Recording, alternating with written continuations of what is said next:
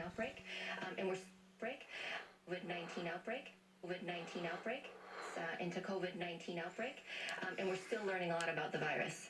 Right now, there's no reason to think that this virus would act differently in different climate settings.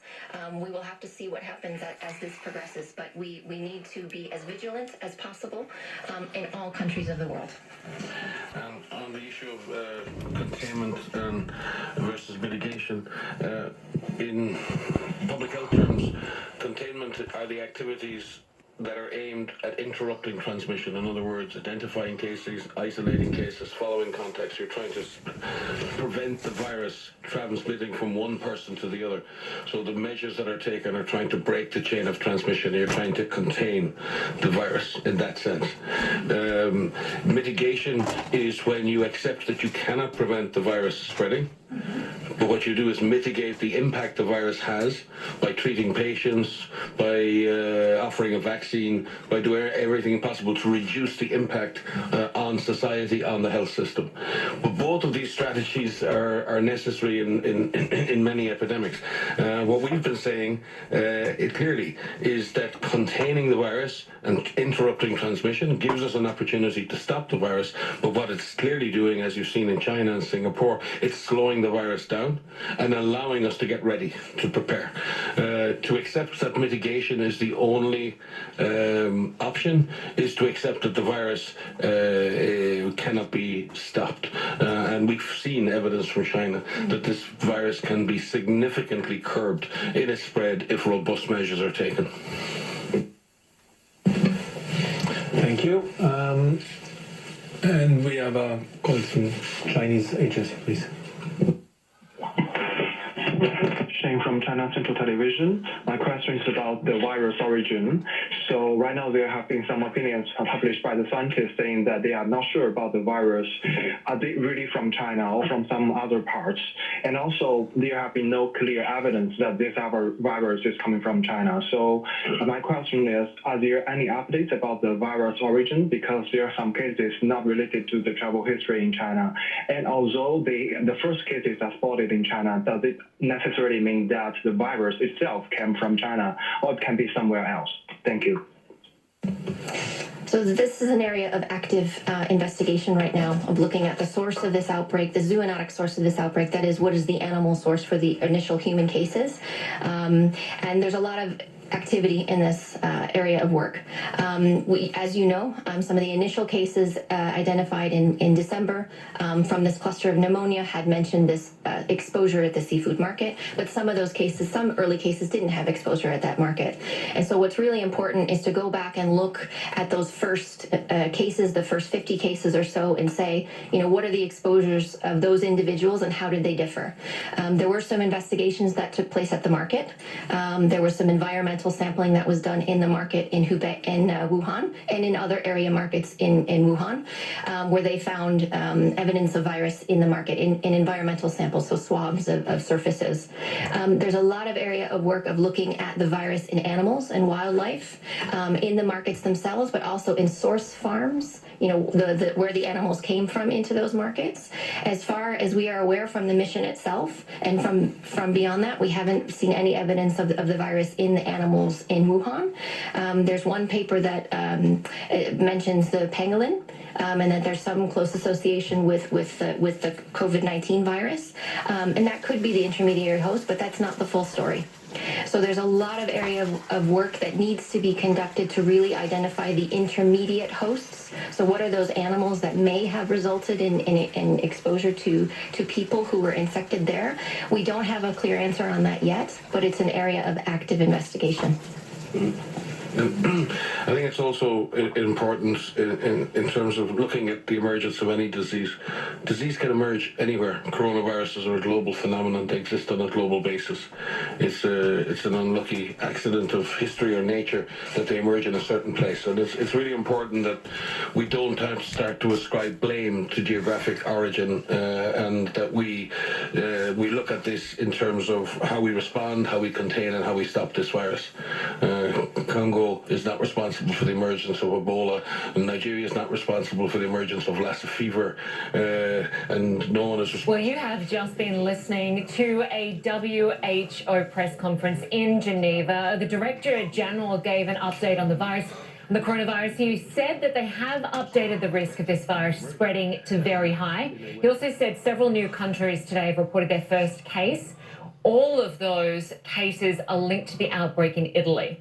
And most of the cases, he said, that have been identified have been linked to known clusters.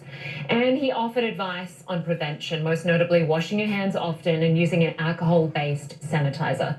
Well, Dr. Sanjay Gupta is here to break it all down with me. Good to have you here with us. So I want to ask you first about treatment options, because he did mention that 20 vaccines are currently in development. He also said several therapies are going through clinical trials, and we will know results from those in the coming weeks. But essentially, we can't wait for any of those at this point in time, right? Yeah, I think, with regard to the vaccines, the issue is that even if you have very good candidates and they're looking very promising in the lab, you still have to trial them over a period of time to find out if they're safe. Obviously, you don't want them to cause harm. And then are they truly effective in large populations of people? With the therapeutics trials, looking at these antivirals, people typically think of things like Tamiflu, for example, but there's lots of antivirals that have been used for HIV/AIDS and for other types of viruses. You look at some of these and say, do they seem to, again, look like they might have some benefit in the lab? And then start trialing them. We could get some of those answers a little bit sooner. They did this with SARS as well, Linda, where they started looking at candidates and trying to find out, are they effective against this virus? So possibly therapeutics sooner, vaccines afterward, but as you point out, it's going to take a while still. And Sanjay, one word we didn't hear in that press conference was the word pandemic. And it's something that's been discussed quite a bit. Is this a pandemic? Is it not? When are they going to declare it? Under what circumstances would this be declared a pandemic? Well, some, I think many actually have argued that maybe it already meets the criteria for pandemic. I noticed they took pains to say that, look, all of these new cases came from a known cluster in Italy. And I think that's probably the main reason why they're not calling this a pandemic yet. Right. If you start to see evidence of community transmission, so no known cluster, no known cause for somebody developing an infection in many places around the world, that's going to really trigger it. We've seen that. There's obviously concern here in the United States about a person in California. In Asia, there's been a few patients with community transmission. If we see more of that, I think that's going to trigger the pandemic. And they're saying this, Linda. They're saying expect cases and make sure we know how to best treat people for their symptoms and then isolate them. Expect cases everywhere was what they just said. I think that's going to be part of what this pandemic's all about. And in terms of the patients we know about so far, the data that is coming into us, for the most part, it seems like 80% of people seem to have a mild reaction to this virus. I think that's such an important point, because now the largest study looking at this now is some 72,000 patients out of China. And 8 weeks ago, we hardly knew anything about this virus. One of the advantages of having these patients is you can now start to study them. And absolutely right. They found that 81% had mild illness. Many of them, Linda, when I looked at this data, really had no symptoms. I mean, it wouldn't have had any symptoms that would have triggered them to go to the doctor. 14% severe, 5% critical. And within that 5%, there's still around a 2%, they're saying, mortality rate or fatality rate. I will point out that, that 81% number is even hard to come by, because there may be many more people out there who say, look, I'm fine. I don't need to go to the doctor. I don't need to go to the clinic. Right. They never get tested. So it could be many, many more people out there who have this infection who aren't getting sick. And that may sound like bad news, but in a way that is good news, because that brings down this fatality ratio. Exactly. And there are numbers of people. We've even interviewed people that had symptoms that may have had the coronavirus in the epicenter of this in Wuhan that never got tested and recovered. Right. And no doubt here in the States, there are probably... Look at this. It's 10 o'clock in the morning, or right at 10 o'clock in the morning where I'm at. And the Dow Jones is already spiking 900 plus in a downward spiral. That is disturbing, but this is even more disturbing. It's tragic. tragedy happening right in front of our very eyes. Who would have thought that?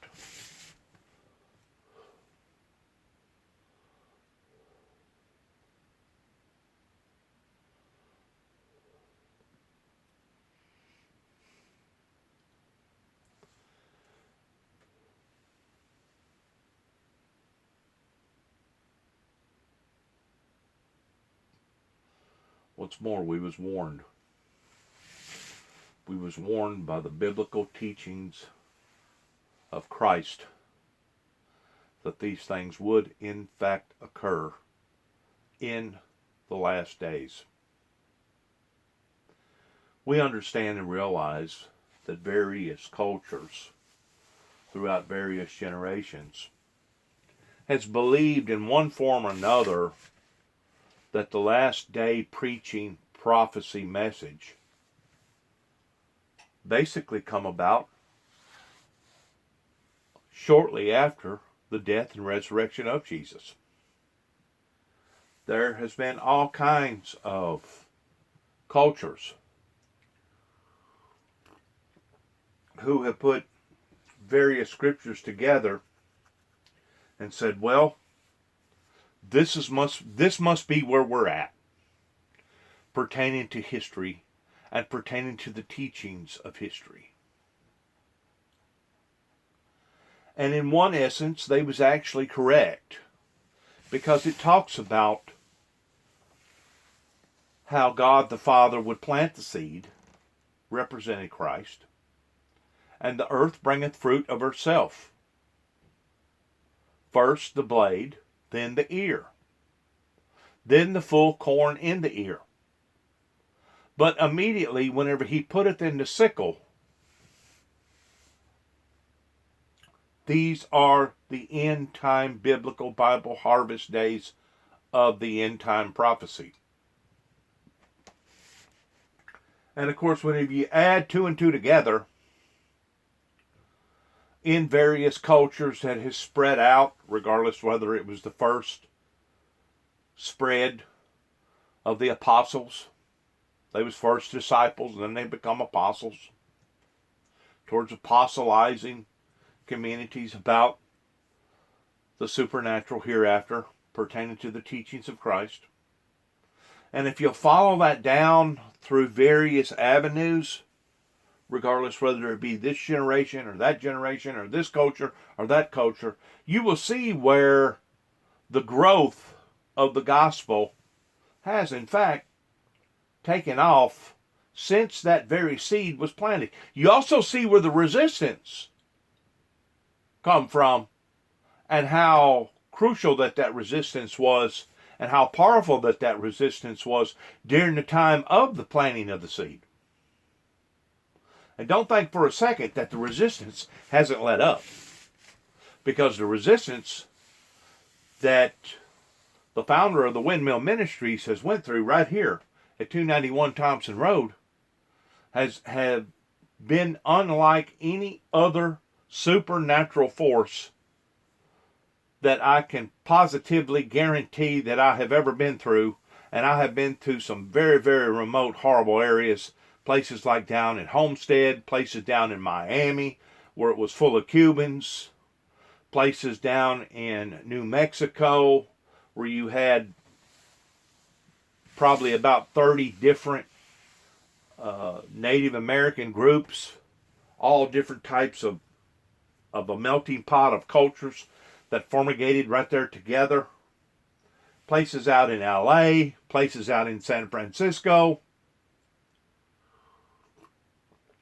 places up in Chicago, places up in Atlanta, places down towards Dallas, places up towards Indianapolis, places up towards Ohio, places up towards Washington, D.C., and New York City,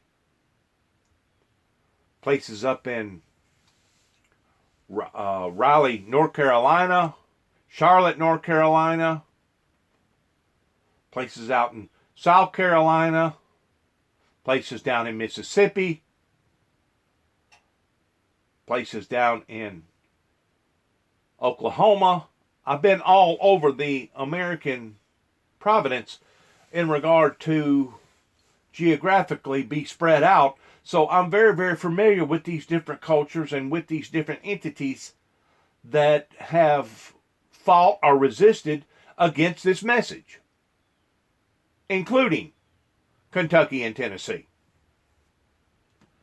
And right here in the Bible Belt area has been the strongest, the longest, and the most ungodliest towards what that they have tried to do on a supernatural level, regardless whether it was happening up in Land Between the Lakes in western Kentucky or was happening right here in my own home backyard, front yard, backyard, right here within the surrounding areas. It has been more aggressive right here in this area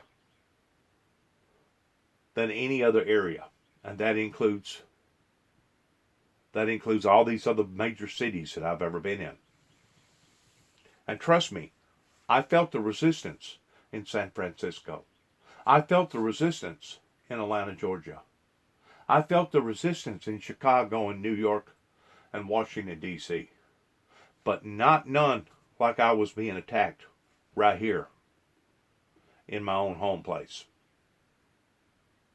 So I'm familiar with the movement, with the resistance. I'm very familiar with the harshness that these evil evangelical beings can create pertaining to a supernatural power. But I also know this, according to the teachings of Christ, according to the teachings of the Book of Life, greater is He that is within me than he that is within the world. And if I wasn't smart enough to identify what was going on during the time that it was going on, if I wasn't smart enough to recognize these evil resistant forces that was coming up onto me, they would have basically consumed me, and I wouldn't be sitting here right now having the conversation that I'm having to you over this coronavirus, which has been something that has been unleashed from the very pits of hell. So please, let's all settle down and realize where we are as a society, as a culture, as a generation in seeing in time biblical Bible prophecy sustain and fulfill itself according to the creator of the universe, according to the very will of God. Not the will of some God, not the will of any God, not the will of a demonic being, but the will of the God of Abraham, the God of Isaac, the God of Jacob, and yes, the God of the Lord Jesus Christ, the God Almighty.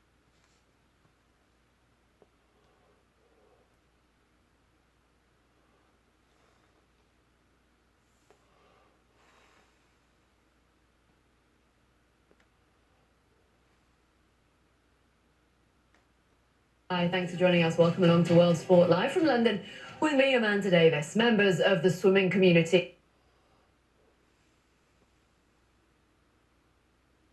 Considering that it is his second anti-doping rule violation, and in the absence of any mitigating circumstances, the panel concluded that an Violation.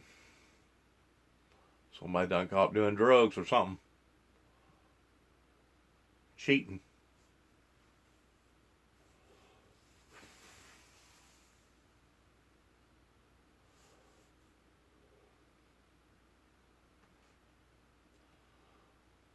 Kobe.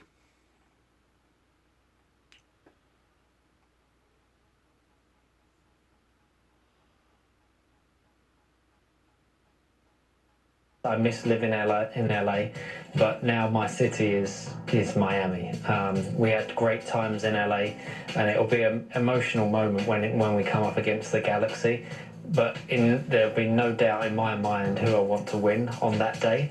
But being part of the MLS and also being part of a country like America, for me was very important, because it wasn't just LA, when I travelled with the team to different places, people welcomed me again with open arms. So, I feel very, very honoured and touched by that. That was David Beckham speaking to Carolyn Mano ahead of Inter Miami's first ever game in Major League Soccer. We've got plenty more of the build-up to this. A pretty special season for the MLS. They're 25th, actually, online at CNN.com/sport. Do go and have a look. Patrick Snell will be with you a little bit later in the day with plenty more from us, but from me and the team for now, thanks for watching. I'm Amanda Davis in London. See you next time and have a great weekend. Goodbye. Some of those commentators over in London, they just, I don't know, the way that their accent is, they just talk like I don't know. They're definitely different than the commentators over in other parts of the world, especially over here in America. Will you come back now, okay? Thank you very much. I don't mean to be making mockery of the girl. She's probably highly intelligent, and she probably does a fairly good job in what she does. But they're just so much different. So much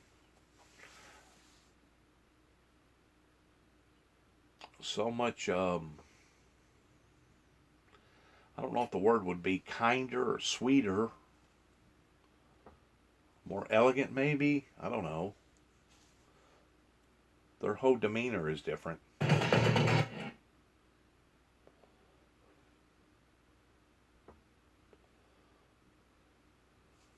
On that much, why pay for more than you need? For as low as $20 a month, you can get... See what the opening hour brings as far as the stock market. I can't believe that it's this early in the morning and the stock market has already dropped 900 something points. That speaks volumes about the jitters, doesn't it? I mean, it speaks volumes about the jitters. Either that or it speaks volumes about the greed towards people seeing an opportunity to dive in and rake the cream off the top.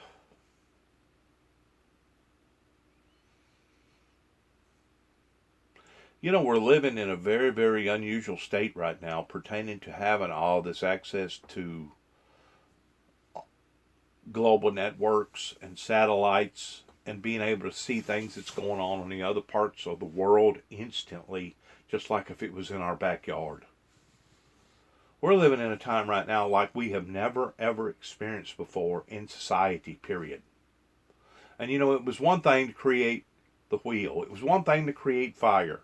It was one thing to create the Wright brothers towards flying in the sky. It was one thing to be able to have utilities as far as water and running water and bathrooms and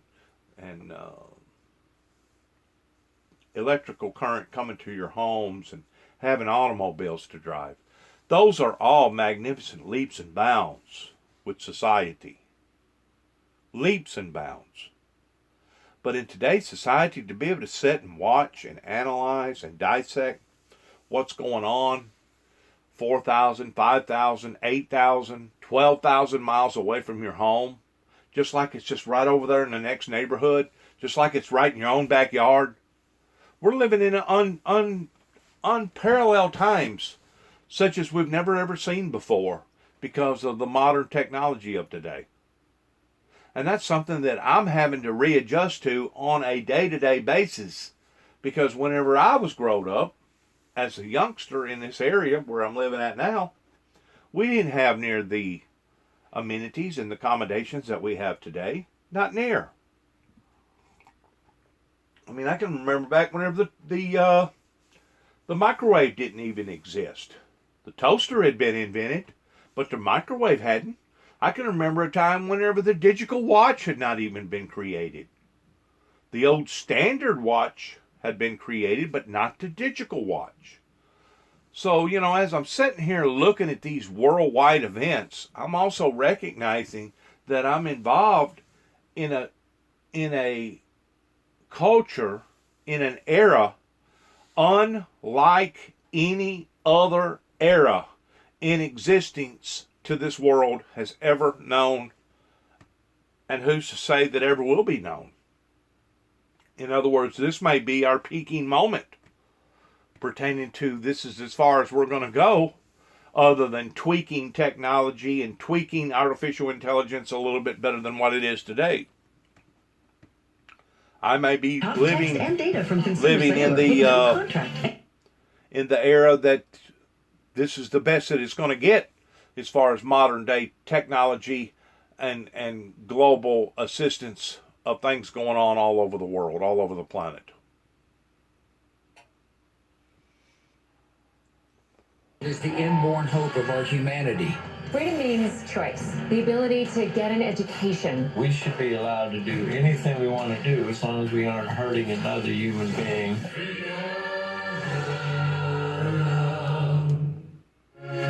Witness the people driving change and unlocking Egypt's economic potential from the country's mega projects. This is the iconic tower. It is targeted to be the highest building in Africa.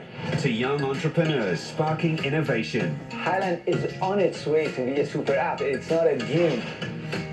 These are the individuals shaping Egypt's future. I told my team that we're sitting in a gold mine. Let's explore this.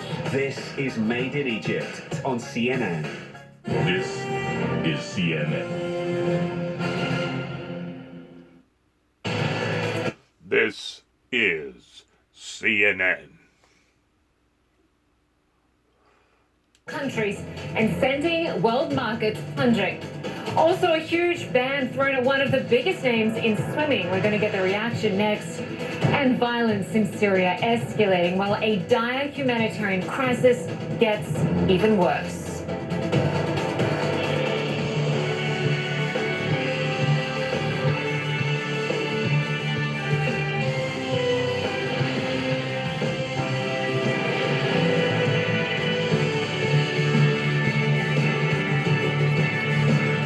Fear over the global coronavirus outbreak has brought world markets to their knees. All the markets around the world are in deep red. Asia saw deep losses, Europe way down just before the close, and the US is set to close its worst week since the financial crisis of 2008. Well, the Dow lost 1,000 points at the open on Friday, a day after its biggest one-day drop ever. And since last week, the S&P 500 lost more than $3.4 trillion. Yes, that's trillion with a T. Well, a new threat, the US is seeing its first drug shortage because of the virus. That's mainly because companies rely on Chinese-made drug ingredients and medical devices. And countries around the world report that the virus has claimed more than 2,800 lives. 83,000 people have been infected. Well, last hour, the World Health Organization upgraded the global risk from the virus to very high. And they added that since spreading in clusters, there's a chance to contain it. Countries are doing their best to stem the spread of the coronavirus. In South Korea, 5 million masks are being supplied to people every single day. We are covering this story from all angles. In New York, our Claire Sebastian is covering the effects of the virus on global markets. Ivan Watson is in Seoul, where the number of cases continues to grow, and there are military concerns there as well. Melissa Bell is in Florence, Italy, and what's being called the epicenter of the virus in Europe. Fred Plankton is in Berlin, monitoring the spike in cases from Iran, where he recently travelled to. I want to start first with Claire Sebastian and the fallout we are seeing in the markets. Global stocks now sliding for their 7th day in a row. Yeah, Linda, it's not a pretty sight today on the markets. They were down at one point about an hour ago. 1,000 points have come back a little bit. But the thing to watch for here is the talk isn't so much now about a correction. That appears to be established. And it's definitely not the first time that's happened during the last 11 years of this record bull run. But if today we get 1,000 points drop, and if that happens again without a reprieve, then we're at the point where this looks more like a bear market, where this could spell the end of that 11-year bull run. So that is sort of one of the questions swirling around Wall Street at the moment. Now, what is worrying investors? Well, it's the uncertainty is a large part of this. They don't know how far this virus, like the rest of us, how far it will spread, how bad it will be. That means that investors are pulling money off the table, especially before a weekend when we don't know what the news is going to be. But it's also the knowns, Linda, around the containment measures and how they could affect economic activity. I'm talking about travel restrictions, events being cancelled. Corporations are taking their own measures in terms of stopping people traveling internationally. There are lockdowns now, not just in China, but around the world. That is what's worrying companies. That is making it very difficult for them to plan ahead and to know how demand is going to react to this, and also supply. We're still looking at supply disruptions in China. Yeah, we certainly are. We will continue to follow those markets throughout the day. Claire Sebastian for us in New York. Thank you. I want to go to South Korea now, which is reporting more... In other words, the world is mobilizing. The world is mobilizing because they're realizing that this shakeup is a real deal.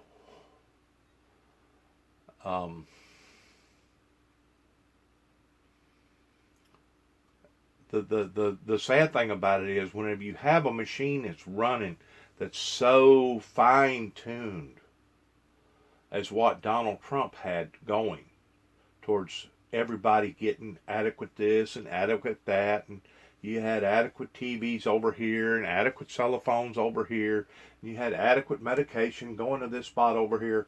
Whenever you have something like this that upsets the apple cart, it really upsets the apple cart.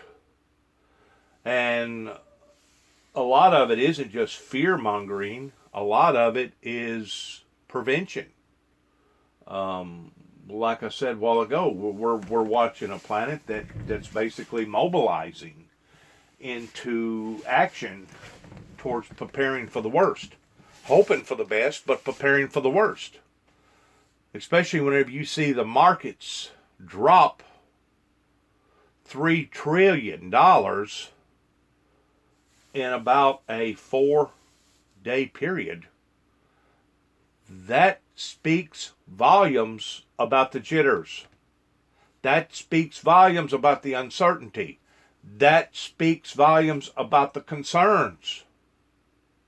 Because whenever people see these things and they understand the death toll is going up in some areas, and then you have the CDC that comes on TV and says, expect for it to get worse, it will have a profound effect upon the world markets. And that's what we're seeing right now pertaining to this. And who's to say how bad it's going to actually get? Because right now the CDC don't even know. They're still in a trial and error mode towards not knowing what they're actually dealing with and how bad that it's going to become. It's a trial and error mode. Coronaviruses in cases than any other country. Most of them are connected to a religious group in Daegu. Now, officials say thousands of members of that group have refused to cooperate with containment efforts, and the group is now responding. Well, our Ivan Watson is covering those developments and joins us now from Seoul. So the situation is certainly not looking good where you are, Ivan, and we are hearing, of course, that the South Korean Centers for Disease Control and Prevention believe that it's going to get much worse. That's right. I mean, you had a surge of infections here in South Korea over the last 48 hours, leaping by more than 1,000 diagnosed cases of coronavirus to more than 2,300 confirmed cases. And as you mentioned, the health authorities here are predicting that that situation is just going to get worse. Coronavirus is hitting South Korea hard. It has the most confirmed infections outside of mainland China. But unlike the Chinese city of Wuhan, which the Chinese government quarantined from the rest of the world, transport to Korea's coronavirus hotspot is still open. A number of airlines have canceled their flights to the Korean city of Daegu, but as you can see, the high-speed train, it is still stopping in this city, which is at the epicenter of the coronavirus outbreak. More than half of South Korea's coronavirus cases are in Daegu. Lines form here where the government sells low-cost masks at post offices. People can't go to work. You can't go out, this woman says. It's very inconvenient for people who need to go out to earn money. The crisis is putting a strain on the city's healthcare system. Daegu established 11 coronavirus treatment centers, and it has drive-through testing sites like this to expedite coronavirus screening. But that's not enough, says Dr. Lee Sang-ho, deputy head of the city's coronavirus crisis center. Do you have enough medicine and supplies? Now the biggest shortage is protective suits to protect the medical staff. We have to conserve them. I wish more supplies would come down. There's a shortage of protective suits, and then there's a shortage of medical staff. Dr. Lee says around 250 doctors from other parts of the country have volunteered to help, but he predicts the worst is yet to come. There are many little things that we don't know about the coronavirus. In my opinion, I don't think we have reached the worst point yet. Hundreds of coronavirus cases in Daegu include members of a secretive South Korean religious group called Shincheonji. On Friday, Daegu's mayor reported the group to the police after accusing Shincheonji of obstructing efforts to contain the virus by not sharing a list of all its members. In a video statement, a spokesman defended Shincheonji, saying the group is cooperating with the authorities. The Korean Health Ministry expects many more Shincheonji members to test positive for coronavirus. It's urging people all across Korea to avoid large gatherings of any kind. Meanwhile, in Daegu, residents like American kindergarten teacher Rachel Downey say there is concern, but no sign of panic. Are you at all considering leaving Daegu for your own health? No. And why is that? Because I'm personally very healthy, and also this is it will blow over. Life will go back to normal sooner or later. It's just I would prefer sooner rather than later. Everyone is taking the advice very seriously. Everyone is staying indoors. Now, Dr. Lee, that doctor that I interviewed, he confirmed that several doctors in Daegu have tested positive for coronavirus, but fortunately, he says none of them have serious symptoms. He says some of the staff are tired and exhausted, and understandably so. But again, there have been hundreds of volunteer professionals from across the country that are moving in that direction and are going to try to help and support the effort that is underway there. When it comes to the infection rate in Daegu, of the hundreds of members of that religious group, Shincheonji, that were tested for coronavirus that had symptoms, the doctor said that 80% of them tested positive. And that is part of why the authorities expect that the infection numbers will really go up this weekend when the remaining tests that have not yet been completed, when those results do come in. All right. It sounds like you will have a busy weekend as well, Ivan Watson. We will be speaking to you over the weekend. Thanks so much. I don't know about this city called Daegu.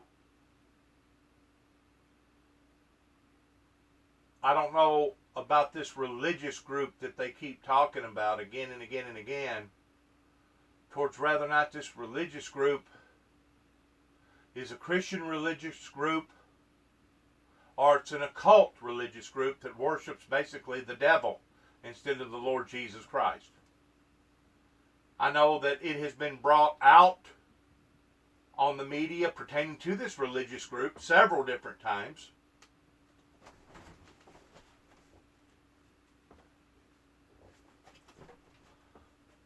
But I haven't yet been able to peg it in why that they're focusing on this religious group, other than them being affected. So it's kind of a mystery to the point of all this, which has become demoralizing in more ways than one, in not knowing the authenticity of the information that we're all becoming exposed to. Once more, it falls back to that old cliche, that old proverb, if you want to call it a proverb, that no news is good news. No news is good news. Well, we no longer live in an era of no news. We now live in an era of fake news, manipulated news. We now live in an era of more news rather than less news. And because of it, it is demoralizing in watching countries mobilize in this fashion and watching the stock market right now. Presently, it is 10:10 a.m. Central Standard Time here in Tennessee. Look at what this bad boy's done just in a few hours today. This number right here was at 29. 28 or 29 is where this number actually was. We're seeing a fall, a free fall, like we've never seen in these numbers. Now I'm trying to put two and two together, and I'm trying to figure out how come this has just turned into such of a free-for-all. And I'm going to tell you why. It's because of this right here. All this information data that's coming in surrounding this right here. Coronavirus outbreak. Once people understand that this is really happening, that this isn't Hollywood, this is the real deal, this is the raw material coming out, then people create a phobia about it, a fear phobia. And it's kind of like what went on in the 1929 Depression, whenever the stock market over here fell. I say the stock market, whenever everybody took a run for the money and basically drove the system off into bankruptcy right here in America. That happened in America on a small scale in comparison to what we're seeing now on a global big scale, based around phobia, fear. And in this fear, it's demoralizing because you don't actually know who's telling the truth about what country is covering up the truth, what country may be adding, may be flavortizing, in which you can't, I can't even begin to conceive why a country would be wanting to do this, towards flavortizing that their problems has exacerbated in other parts of their region, in other parts of their country. But believe it or not, you have people that's actually willing to do that. That's just like years ago, whenever all the hurricanes was hitting down in Florida, back to back, sometimes 3 or 4 a year. They actually caught some of the reporters that was taking large high velocity fans that was pushing against the commentators or the reporters that was reporting the incident, towards wanting to intensify it, towards trying to make it look worse than what it actually was, because they were trying to bring in ratings. If you can believe that. They was trying to intensify their ratings by making their news circuit look more appealing. Believe it or not, you're going to have people in other parts of the country that are going to do similar acts pertaining to this coronavirus. And I know it sounds outlandish. I know it sounds crazy that anybody would be willing to do that for ratings. But look at the guy recently up here in Chicago that faked his own robbery and put a noose around his own neck because he was having trouble with his Hollywood career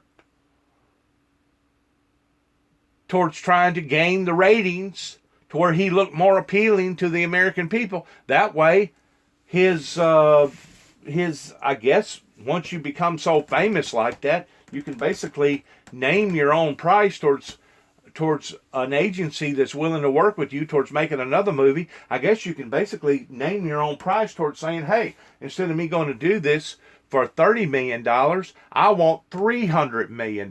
It's kind of like a ball player. You know, once a ball player proves his or herself that she's up on top of the totem pole as far as being the best, that's whenever they can basically dominate their own career. They can go from being worth this amount of money to being worth that amount of money based upon performance. Well, a lot of these news agencies base ratings off of performance. Do you follow what I'm saying here? Do you follow where I'm going with this here? We're living in a society to where we have never had this much media exposure, regardless whether it come in the form of a major earthquake, regardless whether it come in the form of war, or it come in the form of whatever that our president of the United States was involved in doing towards trying to make deals with other foreign diplomats such as China or India, where the president just got through coming back from. We're living in an era to where now everything is instantaneously. It's out there in the open, per se. Which I've always said that honesty was the best policy pertaining to transparency, but we're seeing a contradicting of that transparency right here. Whenever you have markets that's willing to do this at 10 o'clock Central Standard Time here in America, right here, based around people being paranoid, people having a phobia,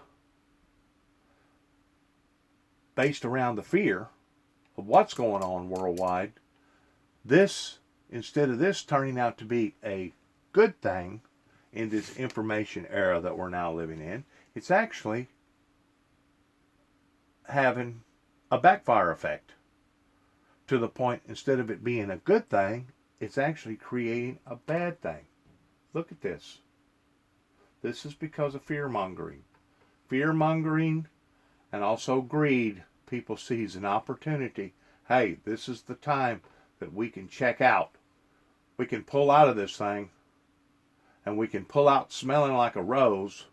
We can rake the cream off the top of the pyramid and leave everybody else high and dry. Leave everybody else holding an empty bag, basically, per se. And it really is just, it's so unfair to your working class, regardless whether it's the working class here in America or the working class in Europe or the working class in Australia. It's really so devastating and unfair, especially whenever you sit there and you watch people's money being dwindled away. In 2008, whenever the bubble burst happened and the stock market lost so much money, in which they're already saying that this is going to exceed that, you had so many people out there that was already in their 60s getting ready to retire because they had a nest egg set up. They know that whenever they retired, that not only was they going to be able to solely depend upon their government retirement, but they was going to have an extra $250, $300, $400, maybe even $1 million set aside in their 401k. And they felt very comfortable in going ahead and retiring at that stage, just in case of the unforeseeable. What if I had a stroke? What if I had an aneurysm? What if I had a heart attack? What if I had to pick up stakes because of a hurricane or a tornado or my house burnt down and I had to start all over again? So they felt comfortable about going ahead and retiring. But whenever you have some of these people that lost as much as 50% In other words, if you had $400,000 in there, and now all of a sudden you wake up a week later and you only got $200,000 in there, and you like 2 more weeks of retiring, you start getting the jitters towards, my God, I don't know if I should retire or not. And a lot of those people that did go ahead and retire during the bubble burst that happened in 2008 had to immediately readjust their portfolios and had to immediately readjust their lives, to the point that a lot of them unexpectedly, that was going to buy a boat and do a lot of fishing or buy an RV and travel the country and really enjoy life during their golden era, was working down here at the local Walmart, putting little smiley faces on people saying, "Welcome to Walmart," doing a part-time job to fulfill that void that had now recently been stolen or taken from them. So we're basically looking at the same thing pertaining to the information era. Like I said a while ago, no news is good news. And we're understanding now why that old cliche or that old parable had ever got into an existence to begin with. I don't know who manufactured it or where it come from, that no news is good news. But in today's society, I tend to wonder if no news is better than corrupt, perverted, polluted, tainted, fake news. I've always said, and I will continue to say, that as lonely as it has been since I've come back here, especially since my brother has died in 2017, and basically my son is scared to death to have any communications with me because he don't know if they're going to haul me off again in the next 5 days or in the next 5 minutes, because of how unjust that the system over here has been against the windmill ministries. But I've always said that I'd rather have no friends than to have the wrong kind of friends, which basically stacks up to the same type of parable or cliche that no news is better than bad news. Because in a sense, no news is good news. The less you know, the better off you are. And I hate to say that in such of a diverse, complex 21st century time that we're living in right now, but it can actually have a staggering backfire effect upon people's emotions, upon people's morale, upon how people is willing to stick their necks out and make that future investment for the future. I hate to use that analogy that way, but it's the truth. It is the truth. Sometimes no news is the best news. Sometimes having no friend is better than having a bad friend. And I know that's rough down to the core views of the analogy that I'm trying to bring forth, but it is the truth. We're living in such unprecedented times today. Just like the Bible talks about, that in the last days we will live in perilous, dangerous times. And it's not just dangerous as far as people taking a risk every time they walk out of their house towards taking a chance on being involved in an accident, or they take a risk towards going and being involved in a workplace and some displacent co-worker decides to want to grievously do something to everybody else. It's not just that.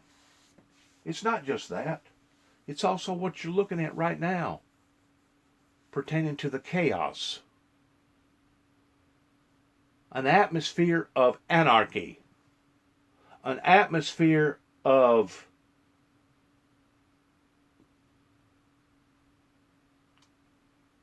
upside down turbulence. Not knowing if we're growing or diminishing, because people don't know their asses from a hole in the ground. I put more stock and confidence into CDS pertaining to their experts towards what they're saying than I ever thought about putting stock in Donald Trump.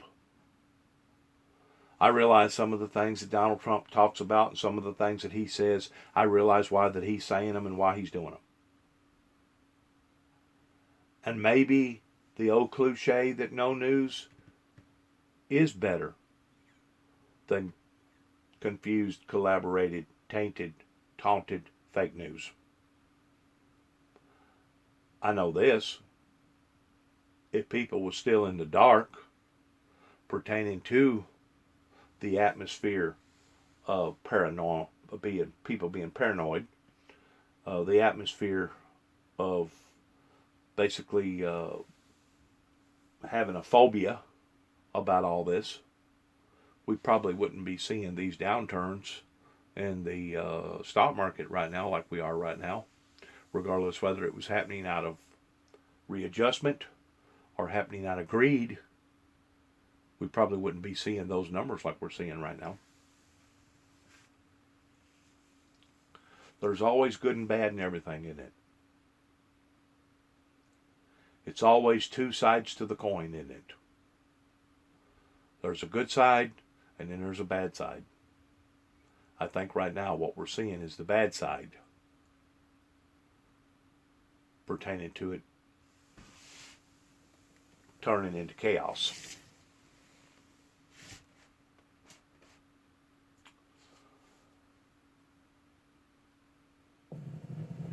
Well, the virus is having a big impact on Italy's tourism industry. More airlines now cancelling flights. Melissa Bell joins us live from Florence. And Melissa, the number of cases there has also jumped over 50% in just 24 hours. And we're on 650 cases now confirmed here in Italy, most of them in the north of the country in Lombardy and Veneto, still really the hotspots at the center of this Italian outbreak, which has gone on for more than a week now, where we've really seen a substantial rise in those number of cases. In about an hour's time, we're going to get the daily update from Italian authorities about what the very latest figures are. So we'll be looking very closely to see how far they've jumped. It's an important measure and one we have to keep an eye on because, of course, it gives us an...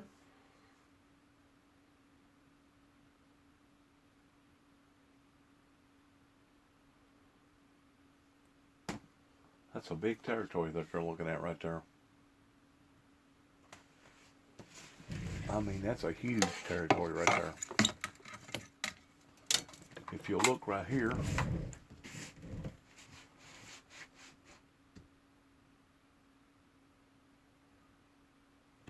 this is Australia right there. So I'm pretty sure that's probably this country.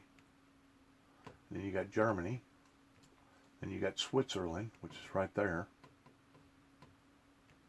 Italy. Greece. Georgia.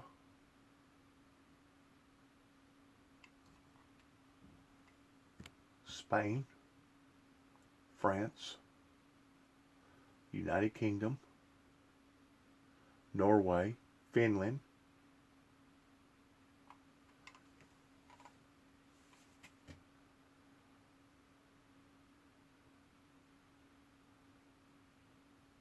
I don't know what this is. When I first looked at it, I thought it was Russia. That may be part of Africa over there, I don't know. I don't know my geographics as well as I should.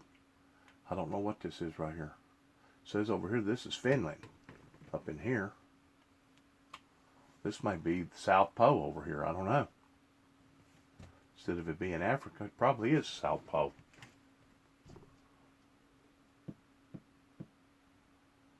See, that's a whole different part of the world than what I'm familiar with over here in America, or Canada, or Cuba or Mexico or South America or Hawaii or Alaska or even parts of Russia.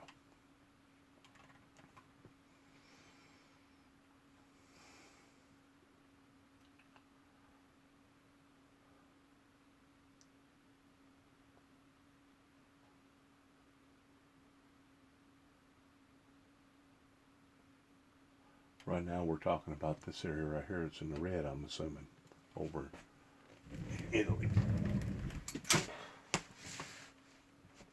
Idea of how close authorities are to getting the spread under control. Okay, that is Russia. I couldn't see it like I ought to. Now I'm seeing it since I kicked it up. RUSSIA, Russia. That is one side, probably that would be the western part of Russia right there. Now I'm figuring out what I'm looking at.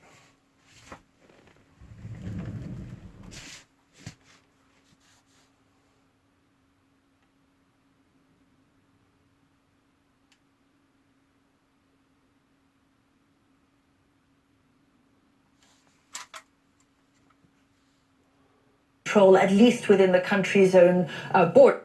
Greece, Georgia. That's what we've seen. Greece, Georgia, Australia.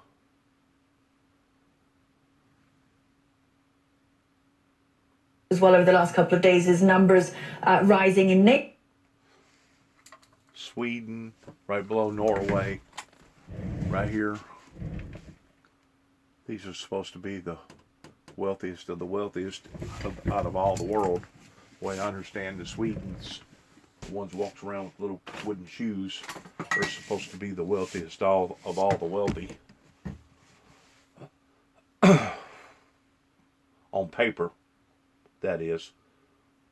Neighbouring countries or in countries further afield like Nigeria, whose origin had also been here in Italy. There's been a great deal of controversy, of course.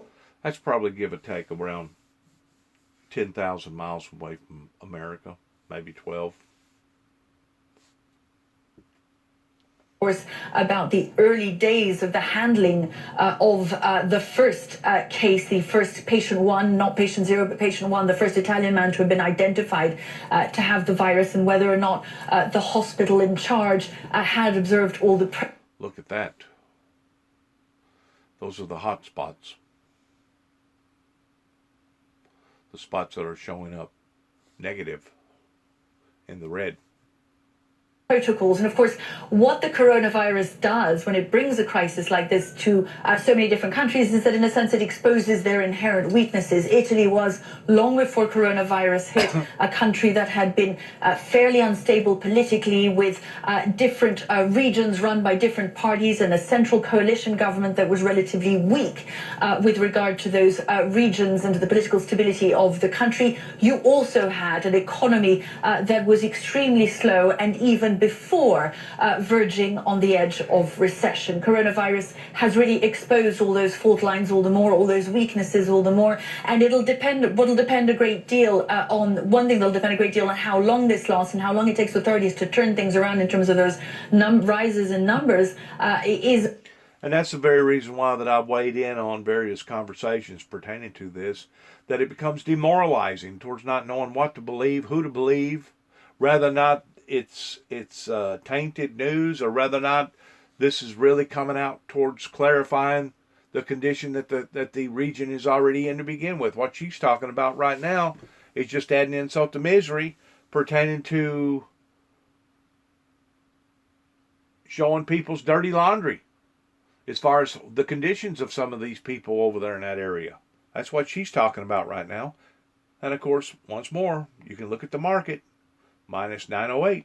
What happens to the economy and whether or not this is an economy that goes into recession, with all kinds of consequences, of course, for its neighbours. Linda. Yeah, no doubt. And consequences for a lot of events going on there. We've seen your reporting on stadiums, sports stadiums virtually empty. We are going to stay on this story as Italy tries to contain the outbreak there. Melissa Bell, thanks so much. Well, Iran has cancelled Friday prayers to help stop the spread of the virus as the number of confirmed cases and deaths rise. Frederick Plankton is in Berlin. He has reported extensively from Iran. So, Fred, these Friday prayers cancelled not just in dozens of cities, also in the capital. And this is really the first time in decades that they've taken these sort of measures. I think, Linda, yeah, from what we're seeing, it might actually be one of the first times in the entire existence of the Islamic Republic for 41 years that these Friday prayers were canceled in Tehran. Of course, those are the main and most prominent Friday prayers in all of Iran. However, generally, Friday prayers obviously a very big event for the Islamic Republic of Iran, not just in Tehran, but in other cities as well. And it's really part of a campaign by the Iranian government to try and get all this under control, to stop the virus from spreading any faster and any further. As you've noted, once again, over the past 24 hours, about a little over 100 new cases confirmed by the Iranians. Also, more people have been confirmed to have died of the virus. So the Iranians now clearly ramping up their efforts, also closing schools, closing other educational institutions as well. So you can really see how they're really accelerating their efforts to try and get things under control. Also, of course, to calm down their public as well. Here's what we're learning from Tehran. An all too common sight in Iran cities these days, citizens wearing face masks hoping to dodge the novel coronavirus. The mood in Tehran between concern and defiance. We're not afraid of the news about the arrival of coronavirus in Iran, this man says. We request our government to provide people with the necessary information. And this woman adds, as the coronavirus entered the country, it is clear that there is a fear for everyone, and we ask the government to prevent it. And the government is escalating its measures to combat the outbreak, canceling Friday prayers in many cities, one of the first times in the history of the Islamic Republic. And disinfecting public spaces like the Tehran metro at least once per day. But while streets and public transport are emptier, pharmacies in Iran are packed.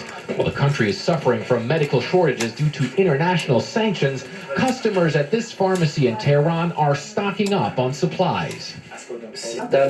Regarding coronavirus, which has become serious these days, and state TV officially announced it, this pharmacist says, people massively come to buy antibacterial materials and different masks. Tehran has become a hotbed for the novel coronavirus in the Middle East. Almost all neighboring countries have closed their borders with the Islamic Republic, and top-level politicians are also infected. The most recent case, Iran's internationally prominent Vice President Massouma Ebtekar. Iranian authorities saying she's currently being treated after testing positive. Iran's deputy health minister recently confirmed he contracted the virus after being seen clearly unwell during a press conference.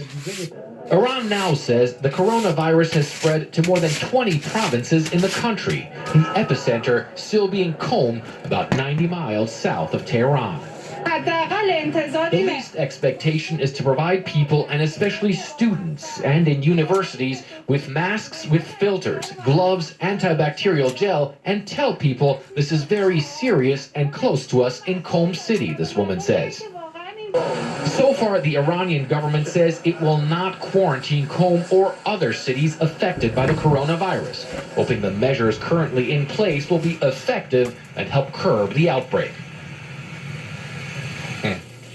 And of course, other countries around the region also taking some measures of their own. A lot of countries in the Middle East have closed their borders with Iran, have also stopped flights between themselves and Iran. Interesting fact, though, Linda, there are still flights actually between China and Iran, and those countries are actually helping each other. When the coronavirus outbreak happened in China, the Iranians sent surgical masks to China, and now that Iran is a hotbed, the Chinese are actually sending surgical masks back to Iran. So clearly those countries trying to help each other out in what is a very serious situation, of course, for both of them, Linda.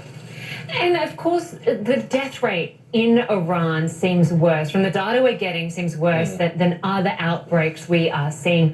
Why is that, and what sort of impact are those international sanctions having on healthcare workers there in the health industry? Yeah, I mean, you're absolutely right. Certainly the death rate in Iran does seem to be quite high. However, the Iranians have been saying from the beginning, and I was actually in Iran when the first couple of deaths from the coronavirus were confirmed there. They're saying that, like in many other countries, the people who, by and large, are dying from this virus mostly are people who are either of higher age or have had other health issues. There were some younger people who also died of the virus. One of the big questions, of course, in Iran is how much testing is actually being done. And that's where those international sanctions come in. We do know that the World Health Organization has given Iran some kits to help test for coronavirus. In fact, a new batch has just arrived today. But in general, of course, the healthcare care system there is having a lot of trouble because of those international sanctions. And Linda, it's not that the medical sector itself is sanctioned. It's the fact that hospitals and other health institutions in Iran simply can't get international companies to sell them a lot of the gear that they need because of these international sanctions, because international companies are afraid that if they do business with Iran, that they might get sanctioned by the United States as a punishment measure for that. So it is certainly a problem. And one of the questions that is, of course, out there is what is the ratio of people having been tested to the amount of positive cases that Iran has confirmed, and then also to that death rate as well, Linda. Fred Flackton staying across it all. Good to have you with us on the case. Thanks so much. We're still ahead on CNN Newsroom. The deaths of dozens of Turkish soldiers in an airstrike in Syria escalates the tensions there in a country already reeling from a humanitarian crisis. We're going to have a live report from the region when we come back.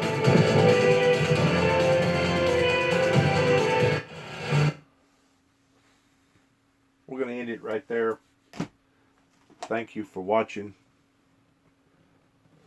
Good luck to all of us as we see biblical Bible prophecy unfold.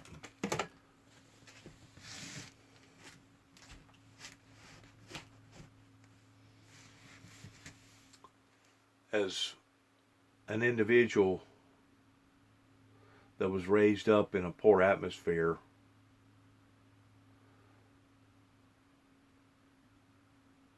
right here in Northwest Tennessee, to the degree that we was fortunate to be able to have what we had, which was very little, but we still made do on what we had to make do with. Being raised up with an old black and white TV with the standard rabbit ear antenna base, barely being able to get local news that was going on 50, 60, 75 miles away from us, to the extent of what's going on today, speaks volumes about how that society has evolved in leaps and bounds in our digital data era that we presently live in. Once more, good luck to all of us as we can see the unfolding of prophecy coming true, of the end time biblical Bible procedures.